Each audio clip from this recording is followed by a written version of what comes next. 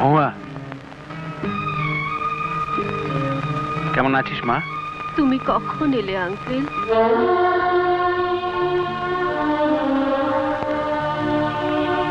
Uncle, তুমি একা এসেছো? আন্টিকে আনোনি? আঙ্কেল, আন্টি এসব কি বলছে ডাক্তারবাবু? Don't get nervous. আসলে ও এমন একটা মানসিক আঘাত পেয়েছে যাতে করে ওর পুরো স্মৃতিশক্তিটা হারিয়ে বসে আছে।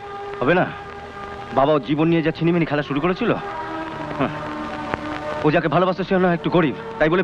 দাঁড়ান দাঁড়ান, ভালোবাসতো? হ্যাঁ।